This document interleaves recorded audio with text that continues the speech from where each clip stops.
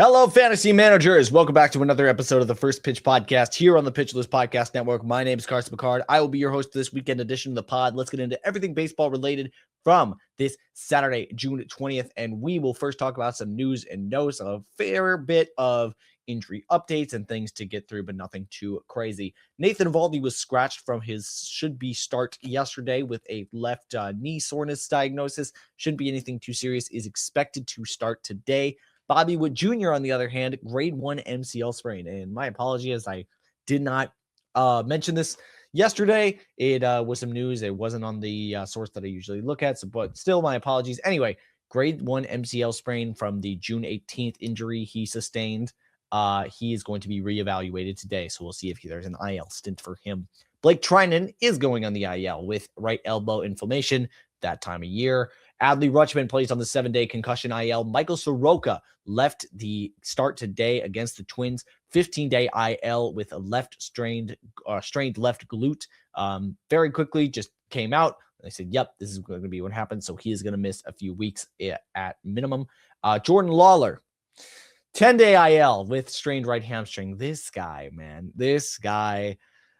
as a Twins fan, it's just a little nice. The really busted up middle infielder isn't on my team.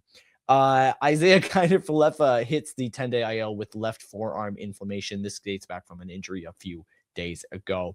Only a couple rehab starts and recovery updates in transactions. Matthew Boyd had a rehab appearance that went pretty well. Ellie De La Cruz had an appearance at DH in AAA and few transactions. Ronnie Marinaccio has been activated, and Dalton Varsho joins him in being activated. Also activated, Shohei Ohtani, who was on the paternity list for a total of 1 day before coming back to the Dodgers.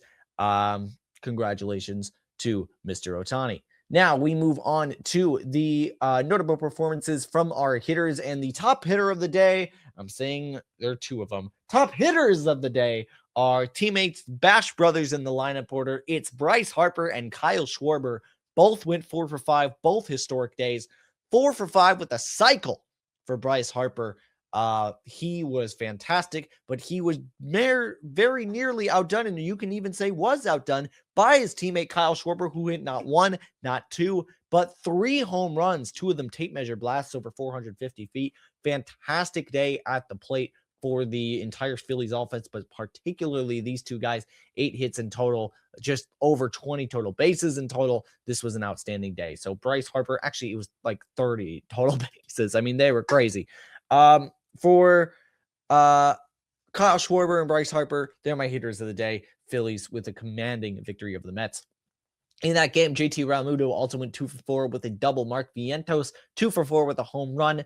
Caleb Durbin, moving on now to the Red Sox game, 2 for 4 with 2 stolen bases, and quietly Caleb Durbin having a nice few games here, hitting around 500 in the last 3 outings. Wilyer Abreu, 1 for 3 with a home run and a walk. The aforementioned Shohei Ohtani goes 1 for 4 with a home run. He's hitting 352, 470, 778 in the month of June. I don't know if you guys remember when his OPS briefly dipped under 800 around like mid-April. Yeah, long in the rearview mirror.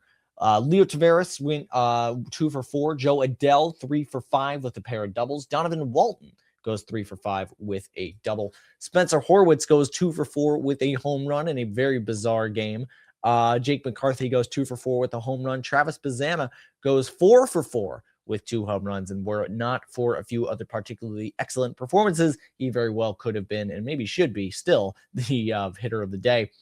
Ozzie Albies 3 for 4 with 2 home runs. Cooper Pratt, the recent call-up, 2 for 4 with a stolen base. Jung-Hoo Lee goes 2 for 4 with a pair of doubles. Casey Schmidt, 3 for 4 with a pair of doubles. CJ Abrams, 1 for 4 with another home run. He has just been racking them up this year. I believe it's his 16th.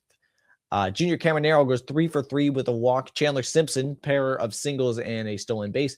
Fernando Tatis Jr., 2 for 5 with a pair of doubles. Manny Machado, 2 for 5 with a huge 3-run home run in the top of the 10th. Jackson Merrill goes 3 for 5, but picks up 2 stolen bases as well.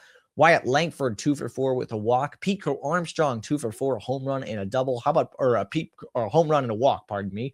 Paul Goldschmidt, how about this guy? 1 for 5, not amazing, but that one he made the most of it. A home run, his OPS now over 900. If you guys remember people saying, hey, Aaron Boone, why is Paul Goldschmidt starting over Ben Rice? This is why. Edwin Arroyo went 4 for 5 with the double at the bottom of the Reds lineup and is always extremely annoying when the 9-hole hitter gets the best of you. That happened to the Yankees, and they suffered as a result. Dylan Dingler went 2 for 4 with a home run. Sam Antonacci went 2 for 2 with a home run, walk, and hit by pitch. And the entire Twins lineup just went absolutely ballistic. 20 total hits. The bottom 4 of the Twins lineup had 13 hits. 13 hits, just the bottom 4 had across all of Major League Baseball in a pretty offensive day. Only 2 teams had more than 13 hits yesterday. The bottom 4 for the Twins had 13 by themselves. Byron Buxton hits a grand slam. Brooks Lee goes 4 for 6. It was just a slugfest out there. So the entire Twins lineup just went absolutely ballistic, much to my delight. Check out the Daily's Batter's Box article if you want to know more about all these pitchers and then some. I'm going to take a short break, and I'll come back with the starting pitcher report, the reliever report, and my preview of today's games. All right, welcome back to the First Pitch Podcast here. We now move on to our starting pitchers, starting with my starting pitcher pick of the day, and that's going to be Joey Cantillo. Wow, what a performance. This is going to be probably not, this isn't going to get the flowers it deserves, likely, in the litany of other great starts in the day and over the year, but this is one of the best starts we are going to see all year. 8 innings, 1 earned run, 4 hits, 9 Ks, 98 pitches, 20 whiffs, 41 CSW percent, guys. This was outstanding against a really strong lineup, like a really good Astros lineup, and they just couldn't do anything against it. A+ stuff grade, A PLV grade, 78% strike rate with the curveball. It's a pitch mix. If you know Joey Cantillo, it's a pitch mix that's very breaking and off-speed dependent, and it was working like a charm today. This is one of the best outings we've seen all year, and a fantastic one for Joey C. Paul Skeens went 6 innings, 2 earned runs, 4 hits, 8 Ks, 2 walks on 104 pitches in Coors Field. Did really well, all things considered. 19 whiffs, 28 CSW percent. PLV absolutely hated this start. Oh my God, the pitch modeling hated it. It's reliant on fastball. That Skeens' fastball is kind of diminished a little bit in the stuff, and velocity was down, sitting about 96.5. He was basically a fastball changeup this outing. The locations weren't amazing. Doesn't really matter. Was able to pitch around it. Did pretty decent. Yoshinobu Yamamoto, 6 innings, 3 earned runs, 6 hits, 6 Ks, 3 walks, 102 pitches. Not an excellent outing for Yamamoto. 10 whiffs, 27% CSW. Pretty solid PLV grade, but this is a little bit on the lower end of the bell curve for his starts. Trevor Rogers dueled him admirably, though. 7 innings, no earned runs, 1 hit, 6 Ks, 2 walks, 96 pitches, 13 whiffs, 25 CSW percent. Did not get a lot of called strikes, but really good outing.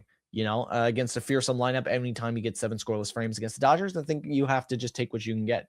Freddie Peralta, good Lord. 2 2/3 innings, 10 hits, 10 earned runs, 2 strikeouts, 1 walk, 80 pitches. Yeah, this is who Schwarber and Harper teed off against. 9 whiffs, 29% CSW. It sounds so terrible. It looks so terrible. I don't really think it was that bad. Really, on a pitch-by-pitch metric, I looked even in the exit velocity boards and everything, and it looked like he just kind of got really unlucky, and a lot of balls found the grass, and there were runners left along, and Schwarber hit a changeup a million miles, and I think it's just one of those days. I think, if anything, this is a really nice chance to buy Peralta, because this is probably going to be the lowest price you'll get for him all year. Kyle Harrison went 6 1/3, 2 earned runs, 4 hits, 7 Ks, no walks, and 85 pitches, 14 whiffs, 35 CSW percent, A+ PLV grade for Red Sox legend Kyle Harrison. He is fantastic, folks. Really, really excellent pitcher. Chris Sale, 5 2/3, just barely couldn't get the quality start here. No earned runs, though. 5 hits, 7 Ks, 1 walk on 101 pitches, 12 whiffs, 36%. It's a Chris Sale start. You know what you're getting. Trevor McDonald. I just wanted to talk about this start because I think it's hilarious. 3 innings, 3 earned runs, 3 hits, 1 strikeout, 3 walks, 69 pitches, 2 whiffs, 19 CSW percent. Pretty awful, right? That's not even the worst part. 3 hit by pitches. 3. The modern record, I had to look this up, is 4, done by a million pitchers, including Sandy Alcantara earlier this year, which I just didn't realize, which is really funny.